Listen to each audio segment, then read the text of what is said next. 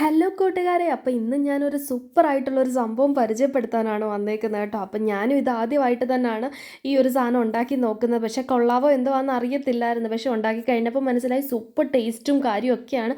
മക്കളുമാർക്കാണെങ്കിലും വലിയ ആൾക്കാർക്കൊക്കെ ആണെങ്കിലും കൂടുതലായിട്ട് ഇഷ്ടപ്പെടുന്ന ഒരു സാധനമാണ്. അപ്പോൾ കുഞ്ഞു മക്കൾക്കൊക്കെ നമുക്ക് സ്കൂളിൽ പോകുമ്പോൾ സ്നാക്സ് ആയിട്ട് കൊടുത്തു വിടാനും ഒക്കെ ആയിട്ട് സൂപ്പർ സാധനമാണ്. അപ്പോൾ എല്ലാവരും ട്രൈ ചെയ്ത് നോക്കണേ, എന്നിട്ട് റിസൾട്ടും പറയണം കേട്ടോ. അപ്പോൾ ആദ്യം തന്നെ നമുക്ക് വേണ്ടത് ഒരു മിക്സിയുടെ ജാർ എടുത്തിട്ട് അതിൻ്റെ അകത്തേക്ക് ഒരു ഗ്ലാസ് വെള്ളം ഒഴിച്ച് കൊടുക്കണം. അതിൻ്റെ അകത്തേക്ക് പിന്നെ ആ സെയിം ഗ്ലാസ്സിന് തന്നെ നമ്മൾ ഒരു ഗ്ലാസ് നമ്മുടെ മൈദാപ്പൊടിയാണ് ഇട്ട് കൊടുക്കുന്നത്. അതിൻ്റെ അകത്തേക്ക് പിന്നെ നമ്മൾ ഉപ്പ് പൊടിയും അതുകൂട്ട് തന്നെ പഞ്ചസാരയാണ് ഇട്ട് കൊടുക്കുന്നത്. അപ്പോൾ പഞ്ചസാര ആവശ്യത്തിന് നമുക്ക് ചേർത്ത് കൊടുക്കാം. ഞാൻ ഒരു സ്പൂണേ എടുത്തിട്ടുള്ളൂ. എന്നിട്ട് അതിൻ്റെ അകത്തേക്ക് പിന്നെ ഒരു സ്പൂൺ ഓയിലും കൂടെ ചേർത്തിട്ട് നമ്മൾ മിക്സിക്കകത്ത് അടിച്ച് നല്ല രീതിയിൽ എടുക്കണം.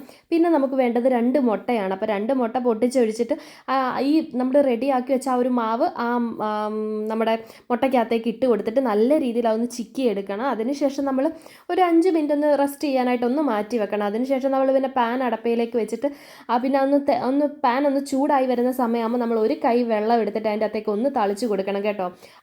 നമ്മുടെ ആ ഒരു ചൂടൊക്കെ ഒന്ന് ബാലൻസ് ചെയ്ത് നിർത്താൻ വേണ്ടിയിട്ടാണ്.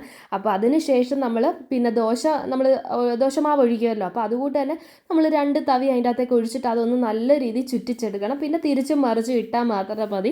അപ്പം അതിൻ്റെ അകത്തേക്ക് നമുക്ക് ബട്ടറോ അല്ലെങ്കിൽ നെയ്യോ വെളിച്ചെണ്ണയോ എന്തുവാണെന്ന് വെച്ച് കഴിഞ്ഞാൽ നമുക്ക് അതിൻ്റെ അകത്തേക്ക് ഇട്ട് കൊടുക്കുക. അപ്പം നല്ലൊരു മൊരിഞ്ഞൊരു ടേസ്റ്റ് വരുമല്ലോ.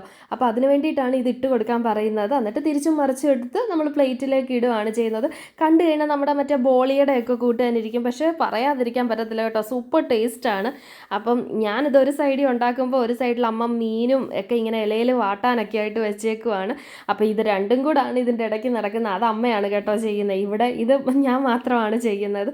പക്ഷേ കുഞ്ഞാപ്പിക്ക് ഏറ്റവും ഇഷ്ടപ്പെട്ടു കേട്ടോ. ഞാനിത് ആദ്യമായിട്ടാണ് ഉണ്ടാക്കുന്നത്. പക്ഷേ കുഞ്ഞാപ്പിക്ക് ഏറ്റവും ഇഷ്ടപ്പെട്ടു. കുഞ്ഞാപ്പിക്ക് എന്നല്ല, ഞങ്ങൾക്ക് എല്ലാവർക്കും അത് ഇഷ്ടപ്പെട്ടു കേട്ടോ.